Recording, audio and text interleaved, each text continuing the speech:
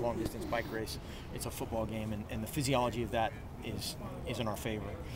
You know, there'll be some initial, you know, there's always the signs up there of the altitude sickness and everybody's going to die from taking a step and all that stuff, but it's a football game, and you know, it's not an endurance race, a long distance race. It's a short burst football game, and our guys are trained to do that. Will you do anything separately on the sidelines? Will you have oxygen or anything? No. Have you been doing anything differently in practice this week? Has Coach Rad set up anything differently? No, and again, I think that's what we take our pride in is our preparation of, we train, you know, at a very high level. We practice at a very high tempo, and again, hopefully that comes through in our finishes or all that stuff, or certainly just in our guys' confidence. With your experience in Colorado, did you notice any difference in playing up there? I think the teams that made it a big deal, yeah, I mean, teams that had the big, you know, oxygen tanks and all that stuff, and you know, initially you'll notice it, but it's a mental thing. It's not a physiological factor. This may have been asked as well, but just going back to Colorado, what are your emotions like with that? I don't have too many emotions. I mean, it's a great place. Wish we would have won, you know, a few more games when I was there, but great fans. You know, it's a great spot, but we're going there to win a game for Oregon. Do you know anybody left still on that staff, or is it pretty? I know a couple guys, yeah, and then a bunch of you know, all the support guys and a bunch of all those people. There's a lot of really good people there. What, you know, reflecting on your time there, what do you like about Boulder and that program and that city and that stadium and everything? You can't give anybody recruiting fodder. It's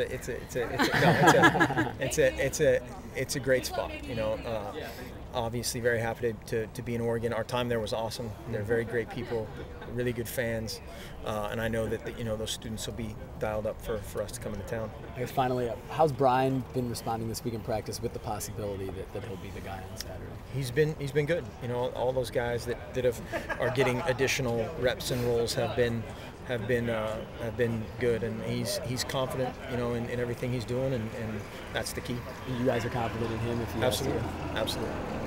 How did you guys balance reps between Darren and Brian and Marcus overall? I mean, do they all get the same amount, like with the ones and the twos or threes? It varies. It varies, you know, kind of what we're doing for the week. If it's something, you know, Darren's done 217 times, then those other guys will part and parcel it out from there. But that's kind of something that we've always done. We probably give more reps to those guys than a lot of people. You know, there's some people that are more like 80-20 or 90-10, but we're probably more, you know, 60-40 to I don't know what that 55-45 to 65-35, I would say, depending on the week. Starter to backups. Yeah. And that's just overall, or with the first offense you're talking about? I mean, does the number one guy always play with the number one guy, or you're talking about rotating him through with the? Almost always he would be with the ones, and then those other guys, you know, it's a 2-minute drill in a certain situation. Get them in there, you know, something that they maybe haven't done before to try to simulate a scenario. Thanks, Coach. All right, guys.